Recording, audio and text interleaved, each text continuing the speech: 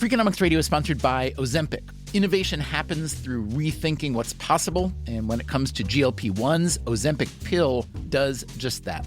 Learn more about Ozempic semaglutide tablets, 4 and 9 milligrams, by calling 1-833-OZEMPIC or visit Ozempic.com to view the medication guide and ask your doctor what's possible with FDA-approved Ozempic pill.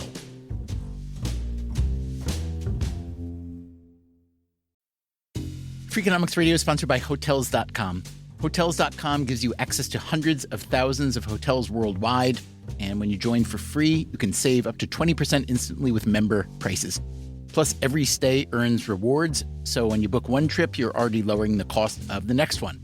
Hotels.com is simple, rewarding, and designed to help you get more out of every stay. Sign up for free and book today. Hotels.com. It's all in the name. Freakonomics Radio is sponsored by Amica. You know what they say, if you want to go fast, go alone. If you want to go far, go together. So go with Amica and get coverage from a mutual insurer that's built for their customers, one that looks after what's important to you together. Auto, home, life, and more, coverage that fits your unique needs. Amica helps you protect what matters most. Visit Amica.com and get a quote today.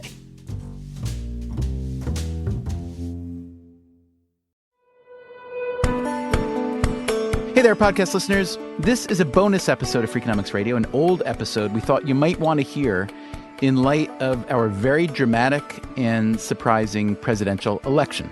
It's called How Much Does the President Really Matter?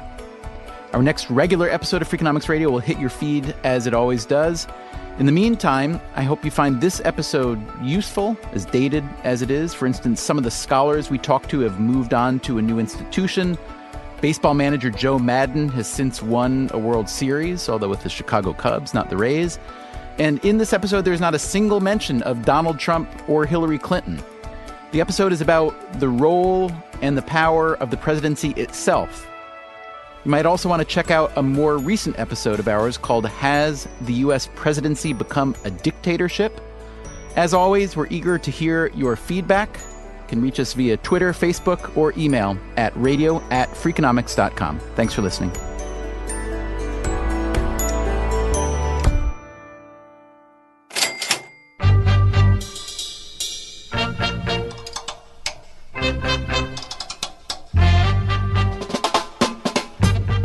From WNYC Studios, this is Freakonomics Radio, the podcast that explores the hidden side of everything. Here's your host, Stephen Dubner.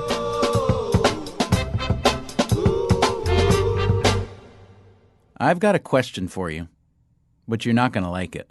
Most people, if you ask them this question, their heads explode. They sputter. They swear. They tell you you're a moron for even thinking this question, much less asking it. But let's ask it anyway. Here goes. How much does the President of the United States really matter? I mean, we know the rhetoric. The president is the leader of the free world, the most powerful human being on the face of the earth. But let's back off from the rhetoric. Try to break it down. Let me introduce you to some people whose heads don't explode when we ask the question. People who take the question seriously. We'll start with what gamblers and stock markets have to say about the power of the Oval Office. Then we'll visit a baseball manager and then a baseball scholar to look for parallels between the American pastime and the American presidency. And finally, we talk about the actual job and whether the president is more like a puppet master, pulling every string that makes us dance, or the Wizard of Oz, the symbol of power. We'll start with an economist who's also fixated on American politics, even though he's an Australian. Justin Wolfers. I'm an associate professor of business and public policy at the Wharton School, and this year I'm a visiting scholar at the Brookings Institution. Justin, you're a betting man, yes? You bet. And you come from a country, Australia, where betting is not frowned upon so much as it is in this country, yes? We'll bet on two flies crawling up a wall. When two flies are crawling up a wall, how do you personally pick your favorite?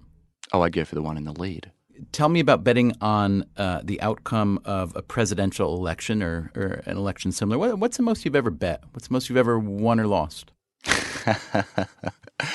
I think betting the legal status of betting on US presidential elections is actually quite unclear, so I'd be rather foolish to go on the radio saying that I'd ever won or lost a large amount of money. I was giving you the fig leaf of pretending that you were voting on an Australian election. Oh, betting on an Australian election.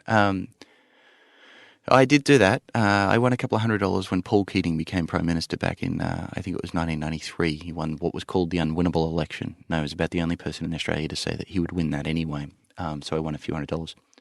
You pay a lot of attention to what are called prediction markets, where people can lay bets on everything from sporting events to natural disasters to political elections. Explain how they work and what they can tell us about the presidency. So you can actually go to fairly sophisticated websites. There's one, my favorite is intrade.com, where there's a large amount of trading on what's going to happen on the next US election.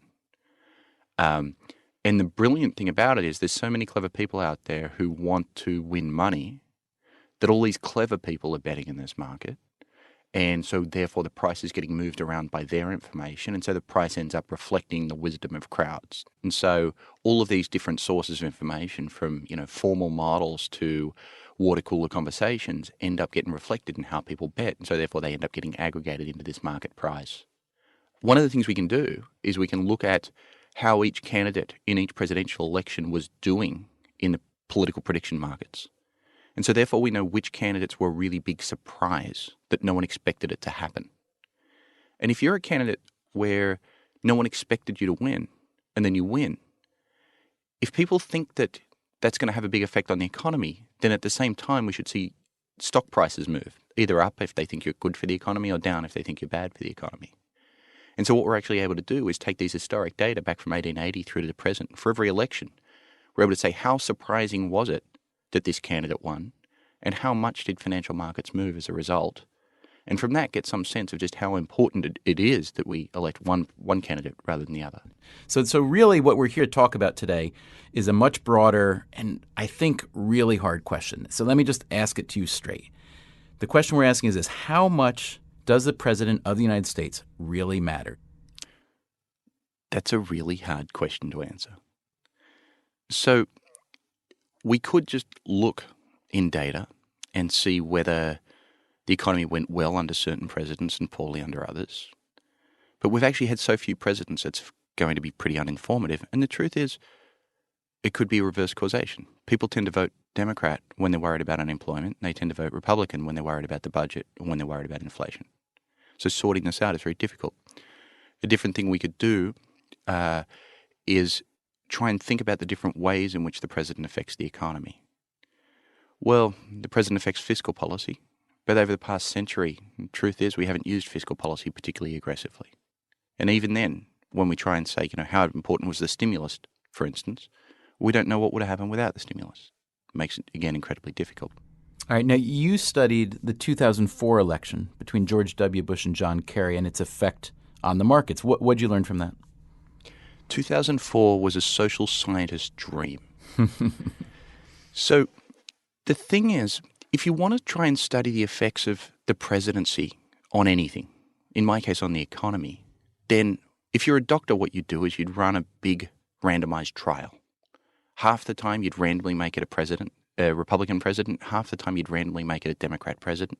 And you'd see how those two treatments did in terms of effects on the economy. The problem is we're not allowed to do that in the social sciences. I can't randomly make someone president. Yet you're not allowed. Yet. But if you remember the 2004 race, around about 3 o'clock on election day, the exit polls got leaked. And the exit polls said that John Kerry had won in a landslide. Now, around about 7 o'clock at night, they'd counted enough votes that it had become quite clear that, in fact, Bush was going to win. But what you have is this 4 hours. I'm a Democrat, so I'll say 4 beautiful hours in which we basically had a Kerry presidency. And it was random because the only reason people thought John Kerry was president was because of a misinterpretation of the early exit polls. And so what we can do is we can look at how the financial markets performed during those 4 hours of the Kerry presidency and compare that to either the 4 hours prior, when it was clearly a Bush presidency, or the 4 hours after, when we learned it was actually going to be the second George W. Bush presidency. So when we do that, you see, in fact, that stocks fell a little bit during the 4 hours of the Kerry presidency. And then they rose a bit when it became the Bush presidency. So that tells us that the stock market preferred George Bush over John Kerry. Sounds like good news for Republicans. Now let me give the Democrats' response, which is, in fact, it didn't move very much. It looks like the difference between having a Bush presidency and a Kerry presidency for the value of US stocks was maybe 1.5% or 2%, which is really a pretty small effect. How much can the president put his or her thumb on the scale of the economy and move things, especially in the fairly short term, i.e. a 2 or 4 year election cycle? If I look at what a president does and how they spend their day, and then I try and translate each of their actions into an effect on the economy, it's hard to see how they have much effect at all. Under this president, fiscal stimulus was a useful thing and it probably saved. The unemployment rate might be a percentage point or even a little bit more lower as a result of what he did. But right now, for instance, I think a majority of economists, it's not unanimous, but a majority would say that more fiscal stimulus is a good thing. And even if you were to convince the president of that, there's no way on earth he could make it happen. And so, because the president has to work so closely with the legislative branch, I think that's an enormous discipline, and it also prevents them from really having a big effect on the economy. So talk to me about that for a moment. When the president and the congressional majority are of the same party, how much does that influence the president's power? Can we tell? It's a little bit too simplistic to look at the US Congress and think of it in terms of parties. It turns out that right-wing Democrats and left-wing Republicans are awfully similar, and there's not a lot of party unity in this country the way there is in other political systems, particularly parliamentary systems. And so, Obama can get anything passed that, for instance, the Maine senators, Olympia Snowe wants to see pass. And so I think calling it a majority one way or the other is less helpful. It really is, who are the key pivotal players in the House and the Senate. Have you ever lost a considerable sum betting on a political outcome? Yeah, I sometimes bet with my heart. I'm the sort of fool who'll bet the Red Sox are going to win. And when I lose tonight, I'll do it again tomorrow. And when I lose tomorrow, I'll do it again the next day. Now, which politician has lost you the most money? John Kerry. John Kerry, yeah. Not that I was betting on the U.S. election. Of course not.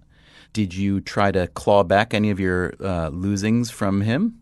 I decided to double down because if I'd lost in the first hour, I'm sure he's going to bounce back in the second hour. We economists have our behavioral failings too. The sunk cost fallacy lives and breathes within even an economist as esteemed as Justin Wolfers. It's terrifying, isn't it? The esteemed and terrifying Justin Wolfers is an associate professor of business and public policy at the Wharton School and a visiting scholar at the Brookings Institution. In a minute, we're going to get to the work of measuring power.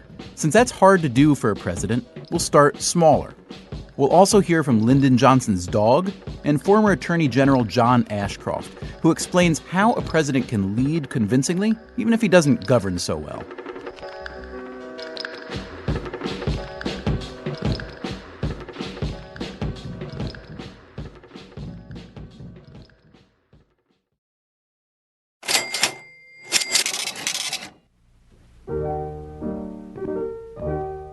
I'll bet you $100 you can't name this pianist. He was from the state of Missouri, town of Independence. He loved the piano, sometimes thought about a career in music. Instead, he opened a haberdashery shop. Later, he became president of the United States. That's right, Harry S. Truman. Truman had an eventful presidency, deciding to drop the atomic bomb on Hiroshima and Nagasaki. The end of World War II, a tough post-war economy at home, the founding of the United Nations. Also, the Taft-Hartley labor law, which, it turns out, was passed despite the most powerful objection a president can wield, the veto. So, how do you isolate the president's power from the forces that shape history, society, the economy? Justin Wolfers, clever as he is, admits it's pretty much impossible to do so, because the president's playing field is so vast. So let's get small. Let's try to measure the power in a realm where, as with the presidency, there's an authority figure with whom the buck stops. I'm talking about the baseball dugout. A baseball manager, on field and off, is the team's boss, but he doesn't throw a single pitch, can't even argue too hard without getting tossed out of the game. Here's Joe Maddon, manager of the Tampa Bay Rays, which won the American League East title this year with 96 victories, the second most in all of baseball. Tell me this, Joe, what does a manager actually do? Woof. Let's put it this way. There are two groups of people, let's say, people who follow baseball and people who don't. For the people who don't, they see a grown man in a Little League uniform sitting in the dugout, spitting out sunflower seeds, say, what the heck is going on? I stopped doing the sunflower seed things, and I stopped chewing tobacco. But what does a manager do? For me, here's what I think. I think we intellectualize the day. That's what I try to do. I start playing the game in the morning, and that's just part of it. The other part is obviously, dealing with the personalities, the conversations I may have to have during the course of that day, whether it's players, whether it's front office, whether it's dealing with the press. There's so many different components to being a manager. How much do you think the manager actually matters when it comes to a team's win-loss record? Well, you know what? I think that's it can kind of depend. Honestly, I think when you're talking of a more veteran-laden team, I think possibly the manager may have less of an impact. Because you're really going to permit these guys to just go out there and play and try to stay out of the way as much as possible. And they don't really need as much guidance in game. They may need some prior to the game, and don't be deceived there either, because there's a lot of veteran players that are always seeking advice or counsel with managers or coaches, et cetera. But in game, veterans pretty much like to be left on their own. I think the team that doesn't have as much veteranship among it is going to require more of an impactful manager. But wouldn't you like your stat guys upstairs, wouldn't you like to just go to them and say, hey guys, do your absolute best, feed into this computer everything you can to try to isolate how many games I won for us? How about how many games I've lost also? I would be concerned about that too. If you were looking for a parallel job to describe it, what would that be? How does the job of baseball manager compare to, say, the President of the United States? In other words, you're in charge, but you can't necessarily affect the outcome as much as you'd like. Right. I mean, there's a lot of other people involved in this, and it's kind of like you're the overseer of what's going on. I don't know. I mean, you look at what the president does, and obviously that's kind of a complex thing. At least it looks that way from a distance, and ours is too. But it's definitely more limited. I would think we're not dealing with the Middle East and Afghanistan, et cetera. We're just dealing with Tampa versus the Yankees. Joe Maddon is a baseball practitioner. Now, here's a theorist. J.C. Bradbury is known as the baseball economist. That's the title of one of his books. And he's a professor at Kennesaw State University in Georgia. Bradbury and some other baseball economists have crunched the numbers to try measuring how much impact a baseball manager has on the outcome of games. What we found when we look at managers is that while some might be slightly better than the others, it's not a big difference between one manager to the next in terms of the decisions that they make. What I've tried to do is look at players who've played for many different managers and coaches and see how they perform differently under different managers. And many years ago, I did a study on pitching coach Leo Mazzoni, looking at how his pitchers performed with him as his pitching coach and without. And I found that basically whenever he got a pitcher, that pitcher pitched a lot better. And I've found some similar effects for Bobby Cox, whom Leo Mazzoni worked with. But in terms of looking at overall managers, when I've looked at it, I have not found much differentiation at all between how well players perform with different managers. That is, as they move from team to team, they tend to perform about as well as they always have. And some managers do seem to have a little bit better performance than others, but it's not statistically different from any other manager, so it's hard to separate that from noise. Most managers, when it comes to on-the-field behavior, are pretty much the same. So why do you even need that guy? Well, I think the reason you finally have to have a guy in the dugout is because if you've ever played intramural sports in college, you know that when there's no coach, people aren't on the same page, people disagree, so it's just nice to have one person to say, okay, this is what we're going to do. This is the plan to move forward. And so the manager there has to be there, even though he may not be doing anything that's much different than any other manager might do. So it's like you kind of need dad in the house. Exactly. You need that final arbiter to say, okay, this is the decision we've made, and we're going with it. Sounds a little bit like what the President of the United States does. Absolutely. And the President, if you think about the control that a president might have over the economy, for instance, just one area. The president is just a third of our government, and we have the legislative and executive branches. And if the two houses of Congress agree and the president agree, we can get policy. But it's very complicated for them all to agree, and so it's very hard for the president to even have an impact on the economy directly, and especially when much of what goes on in the economy is determined outside by market forces. So the president sort of serves as a focal point to say, how are we doing? Are we doing good? Are we doing bad? And voters sometimes look to blame the president when things aren't going well, even though there's not much he or she could have done about it, or they may try and reward him when things are going well, just happen to be riding good times. Every baseball manager who's ever managed will tell you some version of the same thing, which is that when the team loses, the manager gets blamed, and when they win, the players get the credit. Do you see a parallel between that and the President of the United States as well? I think absolutely. We're often stronger with negative emotions. It's when things are going well, we like to attribute it to things that I did. Oh, I've kept my job. I must be doing a good job at work. But when I lose that job, it's got to be someone else. So our self-perception is certainly going to foster that notion of giving credit to ourselves, but giving blame to people who are making other decisions. How vast do you believe the gap to be between the president's actual influence on our daily lives and what American citizens think is that influence? I think it's an extremely wide gap. I think people think the president is almost like a benevolent despot determining our fortunes. And when in reality, I think the president is really just someone who's sitting in the co-pilot seat in a plane that's already on autopilot. And certainly there are some things that can do, and we always have pilots in planes, just like we need a president. And so the president serves in that role. So just one thing, let me go back to when you talked about the manager being the decider. When something, do we bunt or do we not bunt? Do we steal or do we not steal? Is the president really in that role as well, do you think? Is there so much going on in the White House and the federal government that sometimes that's the role of the president, is just to kind of be the dad, the traffic cop? Well, I think the president tries to be the dad, but the manager really is someone in charge who can actually do these things. He doesn't have to go to both houses of Congress to get approval before he does what he does. But what he does serve as a cheerleader to say this is where the policy debate needs to be so that all the members of Congress can get together and say, here's where we're going to argue and here's where we're going to reach our decision. So rather than, say, setting the lineup or determining exactly what we're going to do, the president is about let's determine which problem we're going to focus on. And because the media is so focused on him, it gives him that agenda-setting power.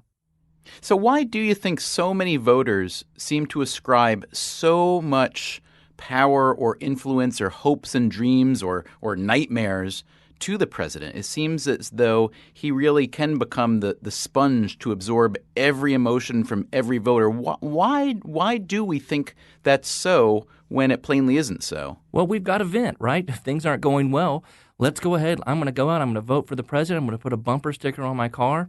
And as economists are well aware, the value of the vote isn't all that much anyway. So for expressive purposes, we often like voting and paying attention to politics. So maybe we should be grateful for all this complaining because, as you put it, it's venting, which takes real emotion, potentially real anger. People have a means by which to express it.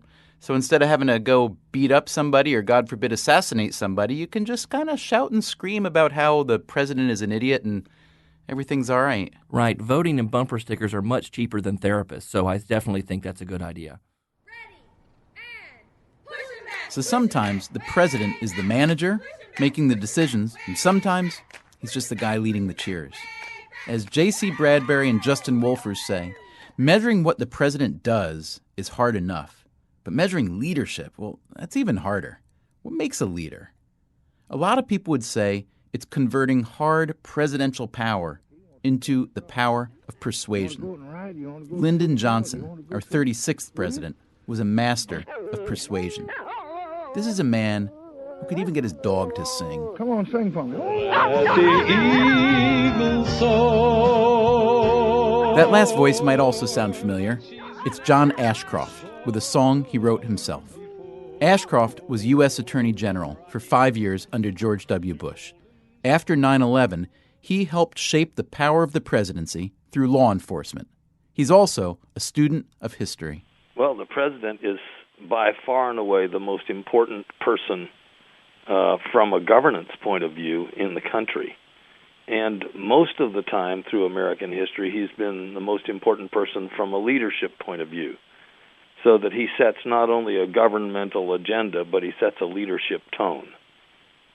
When we think of our earliest presidents and the great heroes that we have as presidents, most of them are remembered not so much for their governance as they are for their leadership.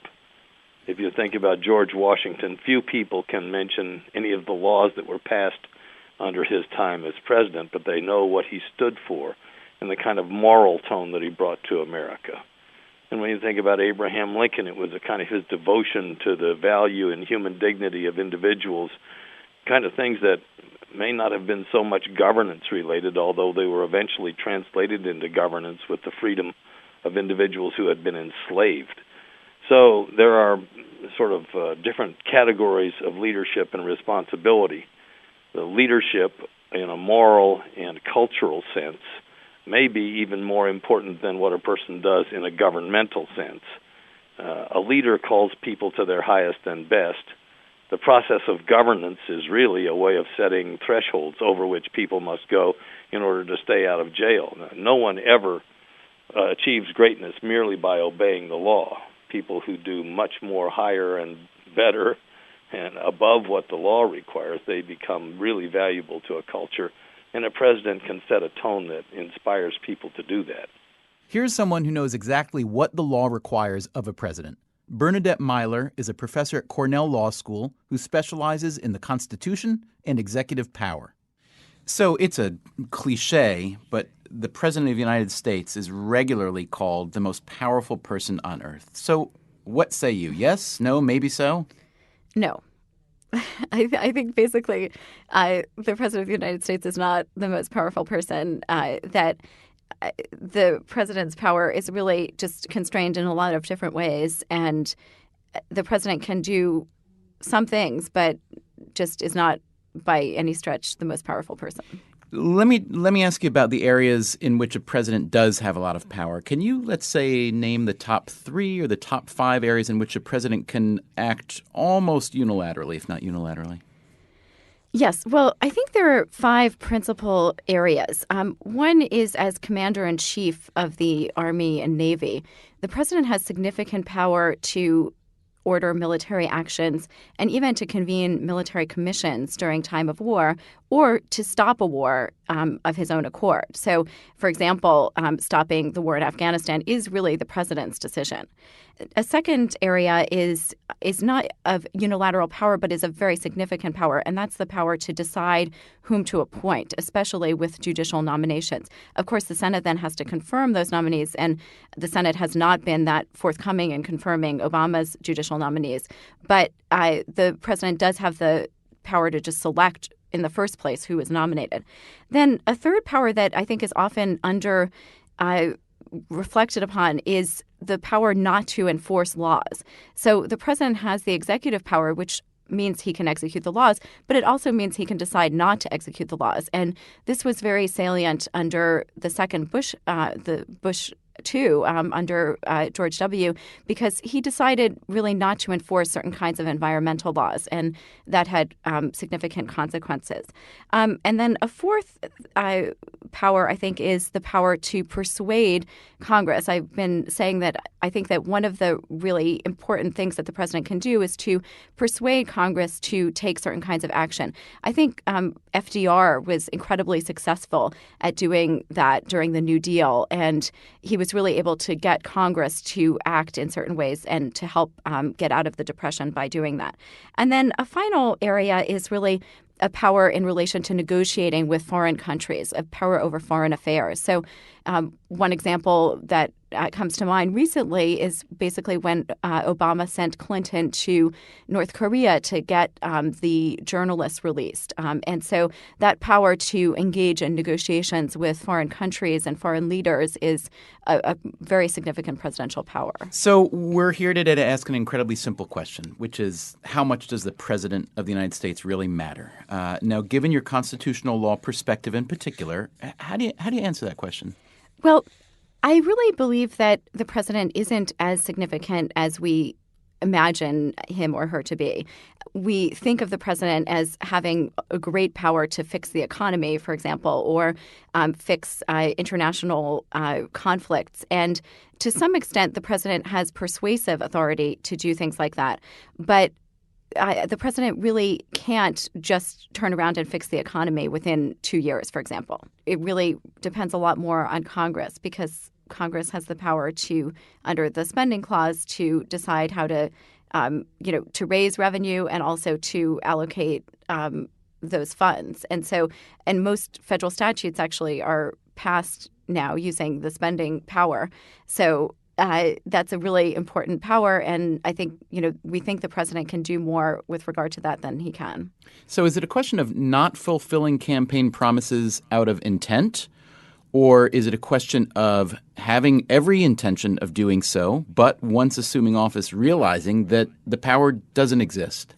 From all of the rhetoric around the presidency, I think that probably candidates do think they can just get in there and change everything all at once, and then pretty soon realize about all of the other things that are constraining their ability. I actually don't think it's a bad thing that they think initially that they can get in there and change everything, because that at least provides some motivation for trying to change things. So when you think of the role of the president in relation to Congress, in relation to the states, in relation to the public and so on, what's the best metaphor for the president? Is he or she a puppet master pulling every string, or is he or she more like the Wizard of Oz, this very mortal man behind the curtain? How do you see it? I would say actually the Wizard of Oz is a better analogy, or would be of the two that you suggested. I do see it in a way as the Wizard of Oz, that partly because I think so much of what is important about the president is an image. And I actually think that is why the president is so important in the foreign affairs context, because the president kind of is the figurehead for the U.S. abroad, and the figure that galvanizes public support or public disapproval. So what happens if tomorrow, whether by miracle or by disaster, depending on your point of view, we wake up without a president or a vice president or a speaker of the House, nobody to fill that throne? What happens to this republic of ours? I think we would continue functioning in almost the same way. I don't think that actually the day-to-day experience would change all that much. I mean, how we wound up without a president would probably dictate certain kinds of responses, or change public opinion, or change the ways in which people were responding. But I think that just not having a president, I'm not sure would really change the way things happen every day all that much. So there you have it. If you believe the economists, the president has a lot less power than most people think, especially when it comes to the economy. If you listen to a politician like John Ashcroft, the president's most important job is to call people to their highest and best. And if you listen to a constitutional scholar, every president comes into office thinking he's got the keys to the kingdom, only to discover that every door is double locked with a deadbolt. But that's how we wanted it in this country. We got rid of a king and built a democracy that works a lot like a market. Now, like any market, it's a dynamic ecosystem, lots of inputs, lots of outputs. Are some people much, much more powerful than others? Of course they are. And the president is a very powerful individual. But he's an individual. It's easy to overvalue his influence. And that's not to say the job doesn't have its moments. If you're the president and you happen to be on a diplomatic visit to Prague, the Czech president might invite you to a cool jazz club and give you a free saxophone because he knows how much you love saxophones. And then you get to hop on stage with the band and play some Gershwin. That's what Bill Clinton got to do back in 1994. Wail to the chief.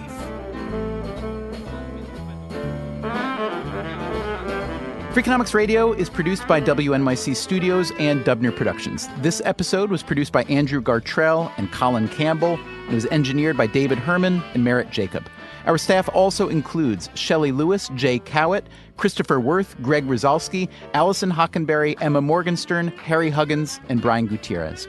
You can find all our previous episodes at Freakonomics.com. You can also subscribe to this podcast on iTunes or wherever you get your podcasts.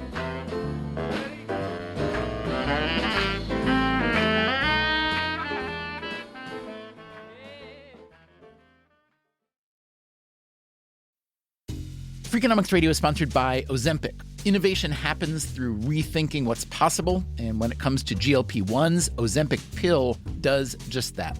Learn more about Ozempic semaglutide tablets, 4 and 9 milligrams, by calling 1-833-OZEMPIC or visit Ozempic.com to view the medication guide and ask your doctor what's possible with FDA-approved Ozempic pill.